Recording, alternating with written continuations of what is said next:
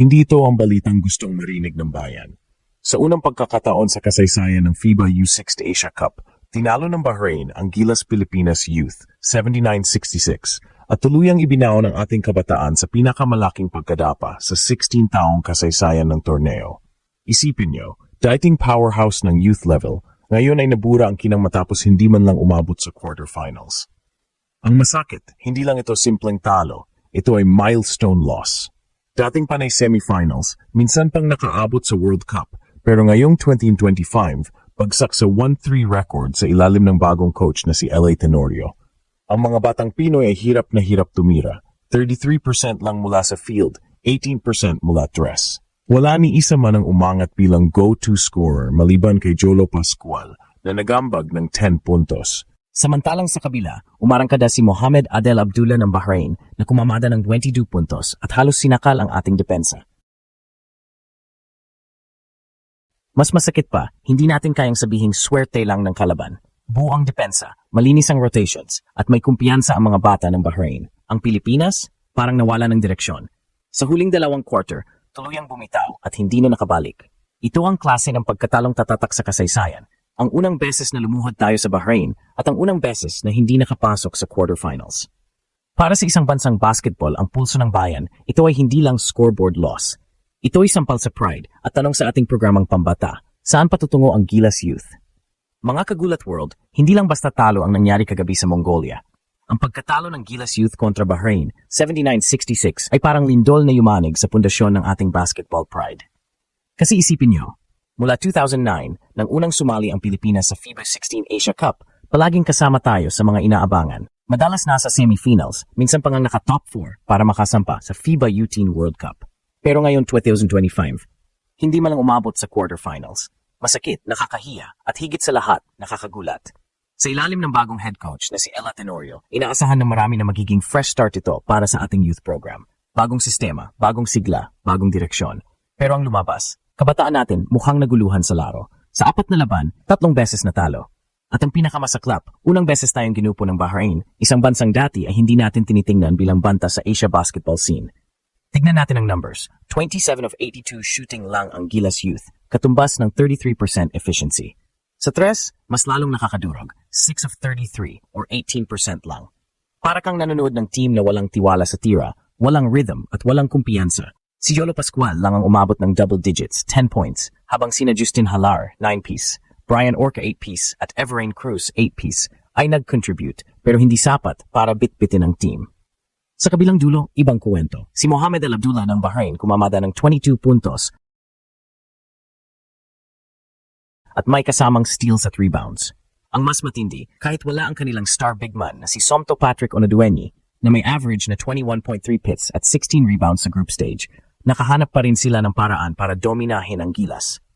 Si Hassan Abdul Qadir, 15 piss, 12 reps, parang double-double machine at kitang-kita na mas organisado at mas gutom ang mga batang Bahraini. Mga kagulat world, ito ang nakakagulat. Hindi lang ito simpleng shooting slump o bad game. Kitang-kita ang kakulangan sa identity.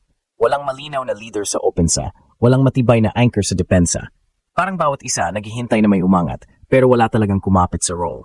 Ang dating advantage ng Pinoy youth, bilis, puso at diskarte, naging flat, predictable at mahina sa pressure moments. Kaya't ngayong bagsak na tayo sa Asia Cup, ang tanong, ito ba'y isolated case lang ng transition year sa ilalim ni Tenorio o senyales ng mas malalim na problema sa grassroots at development ng ating mga batang manlalaro? Isang bagay ang sigurado. Ang pagkatalo na ito laban sa Bahrain ay hindi lang simpleng resulta. Isa itong wake-up call. At kung hindi kikilos ngayon, makatuluyang mabura ang Pilipinas bilang youth power sa Asia. Mga kagulat world, pagkatapos ng nakakagulat na pagkatalo kontra Bahrain, natural na tanong ng lahat, anong nangyari sa ilalim ng pamumuno ni Coach L.A. Tenorio? Hindi ba tinaasahan ng buong sambayanan na ang kanyang winning pedigree bilang PBA legend at Ginebra Court General ay magdadala ng matibay na direksyon para sa kabataan? Pero sa unang international test, tila hindi kumagat ang kanyang sistema. Unang issue, offensive flow. Ang nakasanayan ni Tenorio bilang player ay half-court sets, disiplina at pasensyosong ball movement. Pero sa youth basketball, lalo na sa FIBA level, kailangan ng bilis, unpredictability at explosiveness. Sa halip na makakita tayo ng free-flowing, attacking Gilas Youth, parang naipit ang mga bata sa rigid na sistema. Walang natural playmaker na kayang mag-dictate ng tempo. Resulta, 33% shooting, mabagal na ball reversal, at predictable na set plays. Pangalawa, defensive mismatch. Kung may bantay ang Gilas Youth dati, ito yung hustle at aggressiveness. Pero kontra Bahrain, lumabas ang butas, mahina sa boards, laging late sa rotations, at hindi kayang kontrolin ang paint. Si Abdul Qadir halos naglaro ng practice game para makuha ang kanyang 15 points at 12 rebounds. Kung wala kang rim protector na kayang mag-adjust sa physicality ng kalaban, automatic kang maubusan ng options. Pangatlo, leadership vacuum. Sa PBA, si Tenorio ay natural leader. Pero dito, kailangan niya ng floor general na bata pa rin, pero kayang sumalo ng responsibilidad sa loob. Wala siyang natagpuang ganon.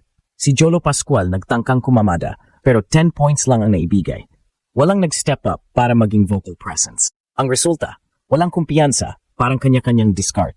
At hindi lang ito usapin ng sistema ni Tenorio, mga kagulat world. Mas malalim ang problema. Ito na ang paulit-ulit na hiniing ng ating basketball observers. Grassroots development. Imbes na mag-produce tayo ng consistent scorers, versatile wings at strong bigs, nakadepende pa rin tayo sa raw talent at puso.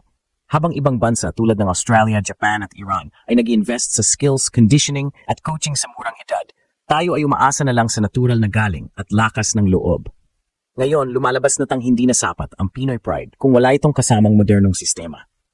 Ang masakit pa, mga kagulat world, kahit ang mga kalaban na dati ay hindi natin iniinda tulad ng Bahrain ay mabilis nang humahabol. Ang kanilang grassroots program ay nakatutok sa fundamentals, kaya kahit wala ang kanilang star na si Onoduenyi, kaya pa rin nilang mag-dominate. Samantalang tayo, laging umaasa na may isang batang magliliyab, pero kapag wala, sabog ang buong team. Kung hindi ma-address ang isyong ito ngayon, baka hindi lang Asia Cup ang mawala sa atin. Baka pati ang future pipeline ng Gilas Seniors ay tuluyang humina. Tandaan, ang youth program ang binhi ng kinabukasan. Kung mahina ang ugat, paano uspong ang punong gilas sa hinaharap? Mga kagulat world, ang talo kontra Bahrain ay hindi lang simpleng pagkatalo. Isa itong dagok sa reputasyon ng Pinoy basketball. Sa loob ng 16 taon ng FIBA U6 Asia Cup, ngayon lang nangyari na hindi tayo umabot ng quarterfinals. At ang mas masakit, sa kamay pa ng bansang dati hindi natin iniinda, Bahrain. Para sa milyong fans, ito ay parang alarma. Kung ang ating youth team na dapat pundasyon ng kinabukasan ay lumalagapak, paano pa ang susunod na henerasyon ng Gilas? Ang tiwala ng bayan na dati buo at mainit, ngayon ay nakukulayan ng duda. Paano kung ang kabiguan na ito ay senyales ng mas malaking problema sa ating sistema? Ngunit, mga kagulat world, may pag-asa pa. Ang bawat pagkatalo ay maaring maging simula ng pagbabago. Kung kaya ng SPP at ng buong programa na tanggapin ang sakit at i-overhaul ang grassroots system, baka dito magsimula ang tunay na pagbabalik ng Gilas Youth. Ang tanong, handa ba silang kumilos o maulit lang ang parehong istorya? Dahil sa dulo, isang bagay ang sigurado, ang mga fans, sugatan man ngayon, ay laging handang magmahal. Ang tanong lang, bibigyan ba sila ng dahilan para muling maniwala?